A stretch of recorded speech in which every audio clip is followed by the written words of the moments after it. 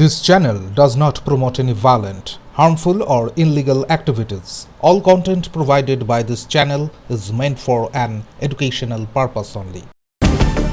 ঘরের ভিতর থেকে এক অন্তঃসত্ত্বা তরুণীর দেহ উদ্ধার ঘিরে ব্যাপক চাঞ্চল্য ছড়ালো দক্ষিণ চব্বিশ পরগনার জয়নগরে। মৃতার নাম আরবিনা খাতুন। অভিযোগের আঙুল উঠেছে তার স্বামী ও শ্বশুর বাড়ির লোকজনের দিকে। স্থানীয় ও পুলিশ সূত্রে খবর, বছর দেড়েক আগে খাকুরদহ গ্রাম পঞ্চায়েতের জাঙ্গালিয়া এলাকার বাসিন্দা আরবিনা খাতুনের সঙ্গে বিয়ে হয় জয়নগর দক্ষিণ বারাসাত গ্রাম পঞ্চায়েতের নারুলাপুর এলাকার বাসিন্দা আজিম সর্দারের। বিয়ের পর থেকেই আরবিনার উপর শারীরিক ও মানসিক নির্যাতন চালানো হচ্ছিল বলে অভিযোগ। মৃতার বাপের বাড়ির অভিযোগ, বিয়ের পর থেকেই আরবিনার উপর শুরু হয় অত্যাচার। শ্বশুরবাড়ির তরফে বারবার বাপের বাড়ি থেকে টাকা আনার জন্য চাপ দেওয়া হতো। বহুবার টাকা আনার পরেও রেহাই মেলেনি, বরং আরো অর্থ আনার দাবিতে অত্যাচার ক্রমেই বেড়ে চলেছিল। এমনকি টাকা না পেলে মেয়েকে মেরে ফেলার হুমকিও দেওয়া হয়েছিল বলে অভিযোগ। এরই মধ্যে জানা যায় আরবিনা অন্তঃসত্ত্বা, কিন্তু তাতেও অত্যাচারের কোনো বিরাম আসেনি। পরিবারের অভিযোগ, গর্ভবতী অবস্থাতেও চলতে থাকে অত্যাচার। রবিবার সকালে আরবিনার মৃতদেহ উদ্ধার হয় তার শ্বশুর বাড়ি থেকে। ঘটনার খবর পেয়েই সেখানে পৌঁছে যান আরবিনার বাপের বাড়ির লোকজন।